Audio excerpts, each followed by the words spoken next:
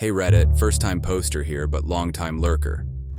My name is Mike, a 38-year-old who runs construction projects here in the heart of Columbus, Ohio. Life's been good, or at least I thought it was. You see, I've built my life the way I build my projects, with care, precision, and a blueprint for everything.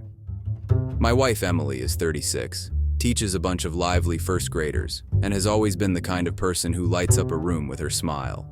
We've got two amazing kids, a dog that's too smart for its own good, and a house that feels like it's straight out of a family sitcom. Now, I'm the kind of guy who doesn't mess around. Straight shooter, they call me. Loyalty is the foundation I've laid my life upon. I don't forgive easy, and I don't forget. Betrayal isn't just a word in a dictionary to me. It's a collapsed building that can't be put back up. But let me take you back a bit, 11 years to be exact. That was the year I proposed to Emily under the stars at the Columbus Park of Roses. She had tears in her eyes, and I knew I had the whole world in my hands. Our love. It was the kind that you didn't question, solid and supposed to last until the earth stopped turning. Now fast forward to today, or rather, a few days ago. Christmas is breathing down our necks, and I'm up in the attic searching for the decorations. It's a mess up there.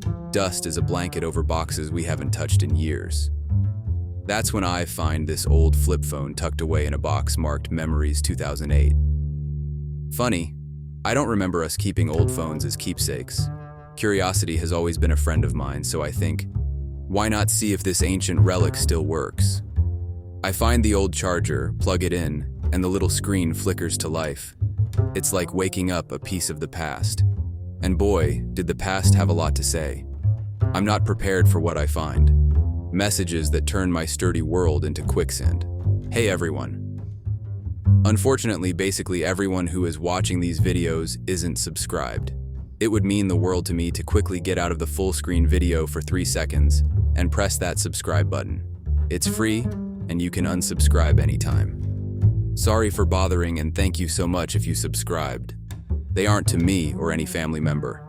No, they're to someone named Dan with little hearts next to his name. My brain starts doing the math before I can stop it. 11 years ago, Emily never mentioned any Dan. So there I am, sitting in the dust and the cold, with every heartbeat feeling like a sledgehammer against my ribs.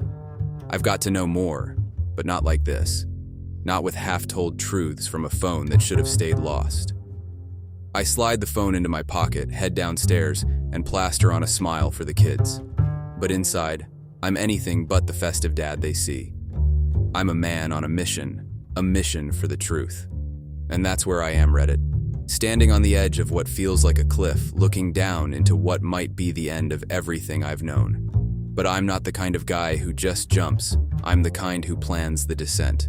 So, I'm going to find out everything before I confront her. Because in my world, you don't accuse without proof. You don't tear down a building without knowing exactly why it's gotta fall. I'll keep you all posted. Hey Reddit, back again. It's Mike. I wish this update was to tell you all about how the phone was just a silly misunderstanding, but life's got a way of throwing curveballs that would make a major league pitcher jealous. I found that old charger, and wouldn't you know it, the darn thing actually worked. The phone came to life with that old familiar jingle like it was no different than any other day.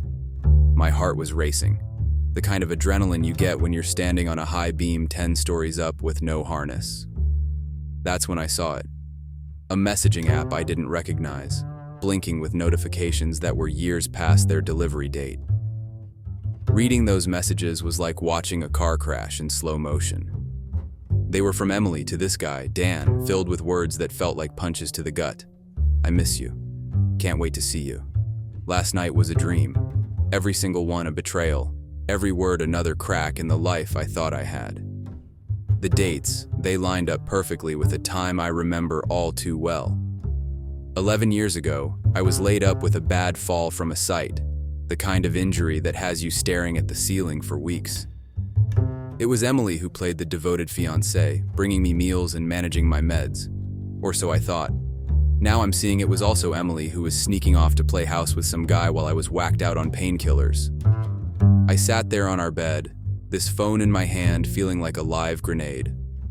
My head was spinning, disbelief, anger, and yeah, That sting of betrayal that sears your insides like a branding iron. Emily, the woman I shared my bed, my life, my kids with, sneaking around like a character from one of those trashy soap operas she hates. I wanted to storm down the stairs, confront her with her little love notes to Dan and watch her face for any flicker of guilt. But that's not me. I'm not the confrontation on a whim kind of guy. I needed to know everything first, have all my ducks in a row. Because when I bring the hammer down, I want it to be with the full force of the truth behind it. So, I'm playing the long game. I locked those messages in my head and that phone back in my tool chest. Emily, she's acting normal, like any other day. She's got no idea that I know, and I'm keeping it that way for now. But every smile, every peck on the cheek, feels like a lie now. I need to dig deeper, make sure I have the whole picture before I blow up our lives. If I'm pulling the house down, I'm going to be damn sure I know why I'm doing it.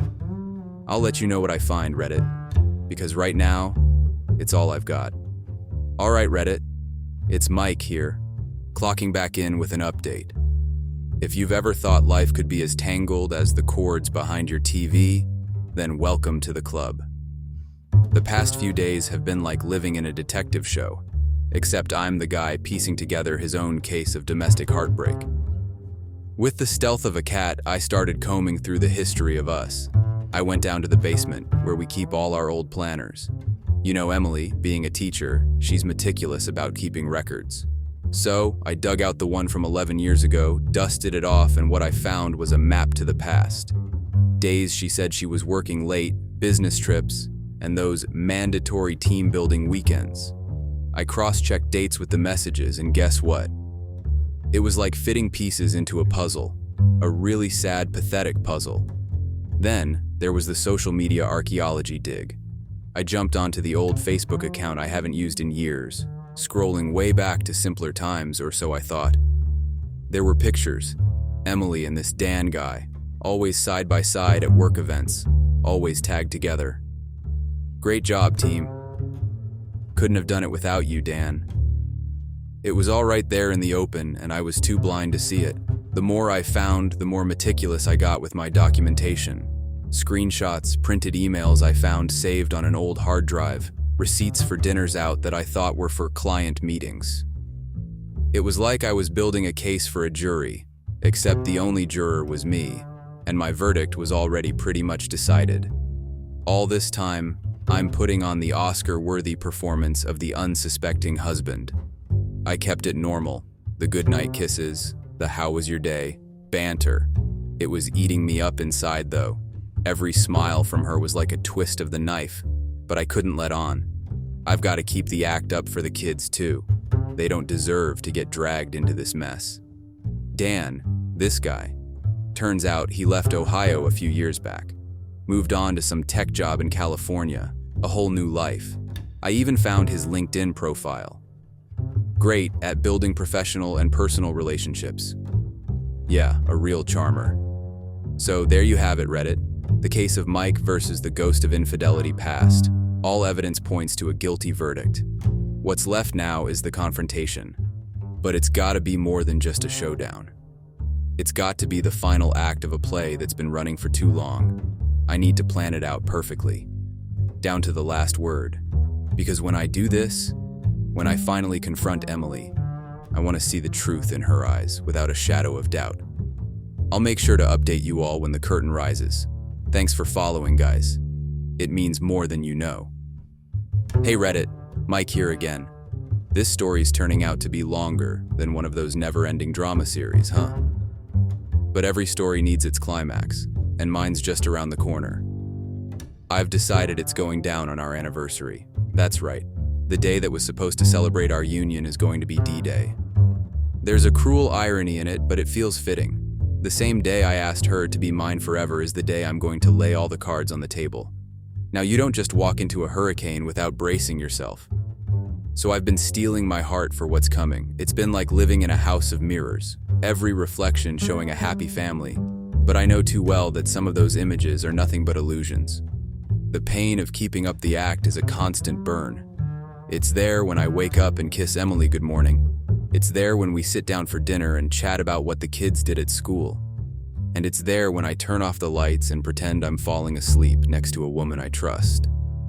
My jaw's been clenched so tight, I'm surprised I haven't cracked a tooth. But here's the deal. I'm not going into this blind. I've got a plan. I've scripted the questions, rehearsed them in my head and in front of the bathroom mirror. The words feel like lead on my tongue, but they're ready to be fired when the moment comes. I'm going to take her out to dinner, the same place we celebrated getting engaged.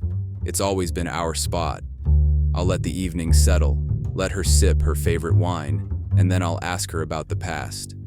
Not like I'm curious, but like I know something's off. And when she realizes I'm not just making conversation, I'll show her the proof. I want to see her face, watch her eyes, and know what she's really feeling. Is there guilt, remorse? I need to see it, raw and unfiltered. The conversation in my head goes 100 different ways, but every time it ends with me walking away from the table. So, that's the plan, Reddit. As for the emotional prep, well, let's just say it's a work in progress. Every morning I have to swallow the bitterness, and every night I have to drown out the anger with a couple of beers.